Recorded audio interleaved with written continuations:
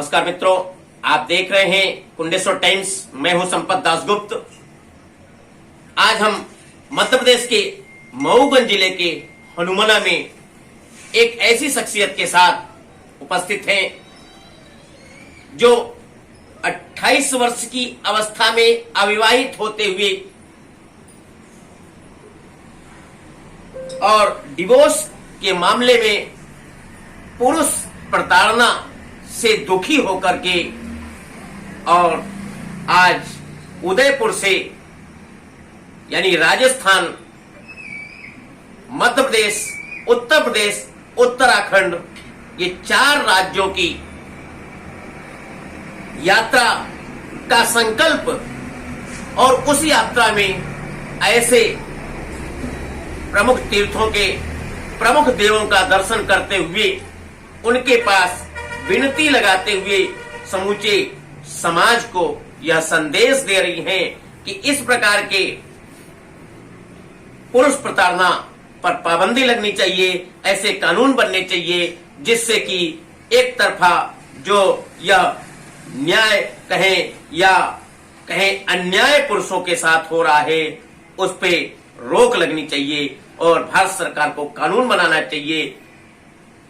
आपको बता दें कि इन्होंने पूर्व में कई एनजीओज में भी काम किया है जो कि गरीब बच्चों को उन्हें उचित शिक्षा दिलाने, उनके बचपन को खुशहाल बनाने के साथ ही ऐसे तलाक के मामलों में जो एनजीओ काम करते रहे उनके साथ भी जुड़कर कार्य करते करते जब ऐसी घटनाएं स्वयं इनके परिवार में, इनके मोहल्ले में घटी, बेवजह पुरुष प्रताड़ित हो रहे हैं, न्यायालयीन निर्णयों से उन्हें जेल जाना पड़ रहा है, जबकि गलती पुरुष की न होकर के महिलाओं की ही रही है और बावजूद कानून ऐसे बने हैं भारत के कि जिसके परिणाम स्वरूप ऐसे लोग अन्याय के शिकार बन रहे हैं और इससे वे उद्वेलित होकर के, ऐसे दुखी होकर के और यह कदम उठा करके समूचे राजस्थान, मध्य प्रदेश, उत्तर प्रदेश और उत्तराखंड में यह संदेश देने का और देवताओं के पास अर्जी लगाने का जो संकल्प के साथ चली है वो अभी तक महाकालेश्वर और ओंकारेश्वर, खजुराहो के साथ ही अब मध्य प्रदेश के अंतिम छोर हनुमाना जो बॉर्डर एरिया है वहां पहुंच चुकी हैं और इसके आगे कल सुबह यूपी के भैंसौर ग्राम में कदम रखेंगे जहां लोग इन्हें हर जगह हाथों हाथ ले रहे हैं और इनके मुहिम को लोग समर्थन देते हुए इस मुहिम की सर्वत्र प्रशंसा की जा रही है।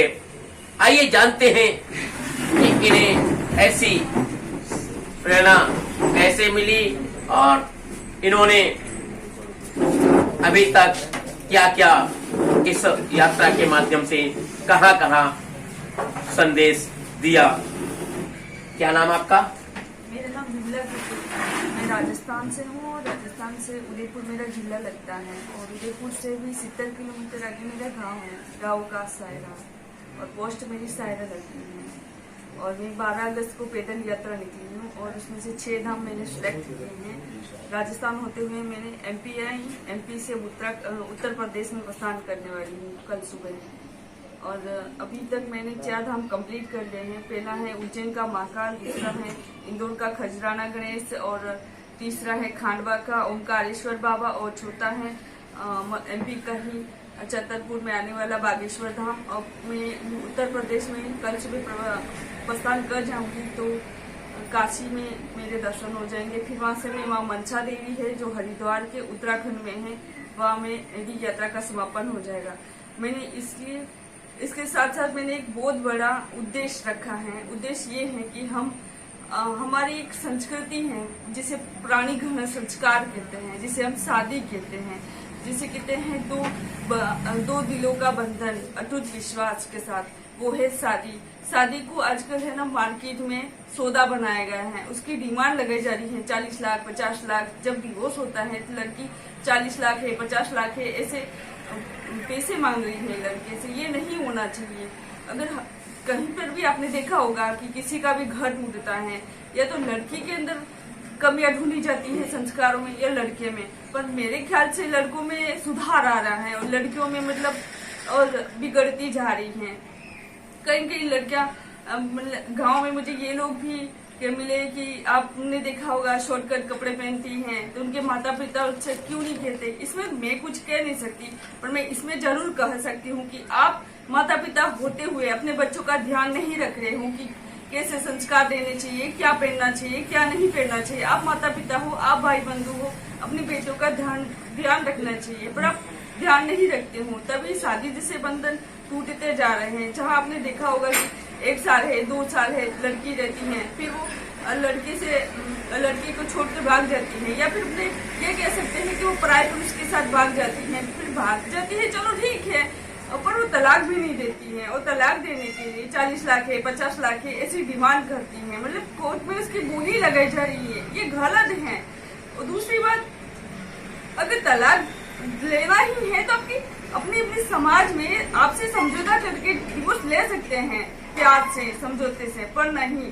शादी के लिए उन्होंने तलाक का इतना बड़ा मुद्दा उठा दिया है कि वो बोली 1 करोड़ तक जा रही है। इस वजह से कुछ लड़के सुसाइड कर रहे हैं, कुछ आत्महत्या कर रहे हैं, कुछ ट्रेन के नीचे आकर मर रहे हैं, कोई घर छोड़ कर जा रहा है, कुछ सन्यासी बन रहा है, इसलिए माता पिता के हृदय पे घात पहुंच रही है। अब तीसरी बात यह है कि बड़े बड़े शहरों में आपने देखा होगा, दिल्ली है, पंजाब है, हरियाणा है, चंडीगढ़ है, भोपाल है, इंदौर है, उत्तर प्रदेश है, उत्तराखंड है, ऐसे ऐसे राज्यों में बच्चे कॉलेज में पढ़ते हैं। उनके माता पिता बड़े बड़े राज्यों में पढ़ने के लिए भेजते हैं, पर बट अफसोस कोई पढ़ाई नहीं करता है।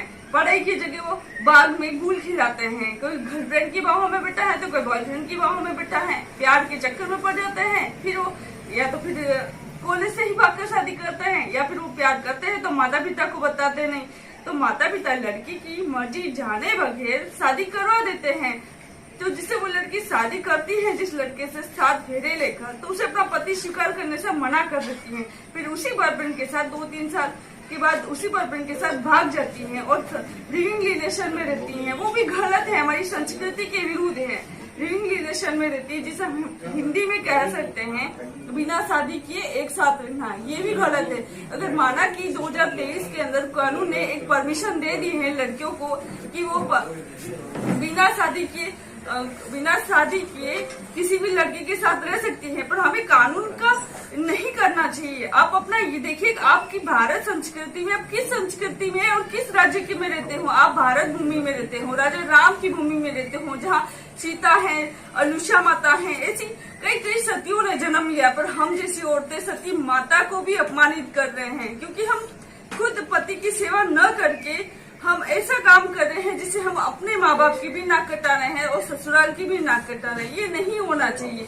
इसका मतलब ये हो रहा है कि पहले यह कहा जाता था कि पुरुष औरत को सजा दे रहा है, अब तो हद से ज्यादा औरतों ने कदम उठा दिया कि पुरुषों पर अत्याचार करना। अगर डिवोर्स नहीं भी देता है तो उसे लड़की फंसा देती है दहेज का केस लगाकर। अब दहेज के केस में तो उसको हर हालत में पैसे देने ही पड़ते हैं। अगर माना कि किसी भी इंसान का monthly bank balance, monthly income अगर 1 लाख है 2 लाख है तो वो दे सकता है उस लड़की को 40-50 लाख। और जो लोग छोटी मोटी दुकान करते हैं, किराना की दुकान है, मोबाइल की दुकान है, ई मित्र की दुकान है, उन लोगों के पास इतने पैसे अवेलेबल नहीं होते हैं, तो वो लोग शायद सुसाइड करने के लिए ही उतारू हो जाते हैं, क्योंकि वो उनके पास कोई जरिया नहीं बचता है, क्योंकि वो लड़की पूरी तरह से नीलाम कर देती है बोली लगाकर।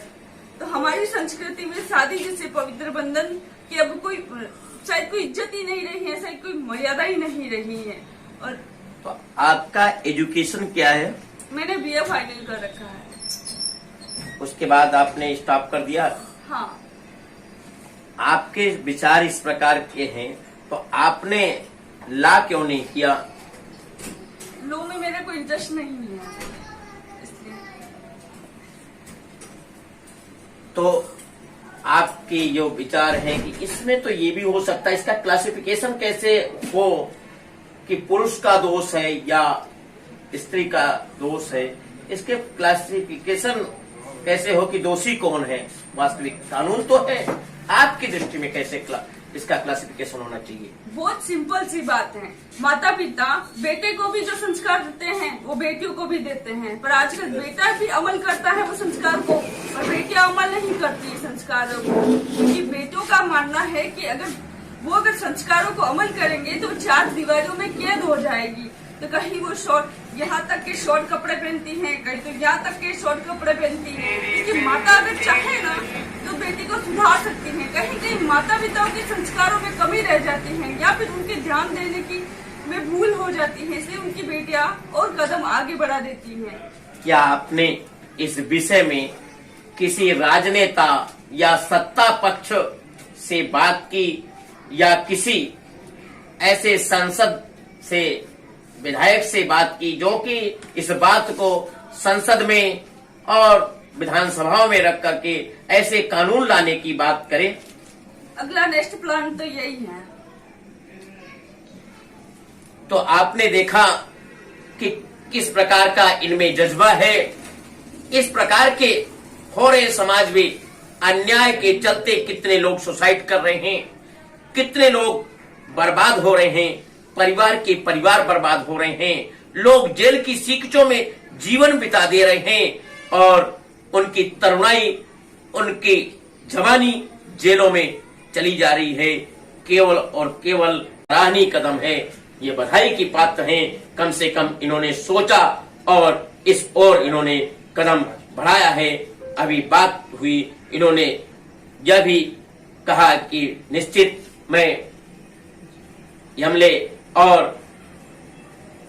पार्लियामेंट मेंबरों से मिलूंगी, ऐसे सत्ता पक्ष के लोगों से भी मिलूंगी जो ऐसे कानून बनाएं और कानून के लिए वहां प्रपोजल लाएं, अपनी बात रखें। निश्चित वह दिन दूर नहीं जब पुरुष प्रताड़ना बंद होगी और इसमें भी कानून बनेगा।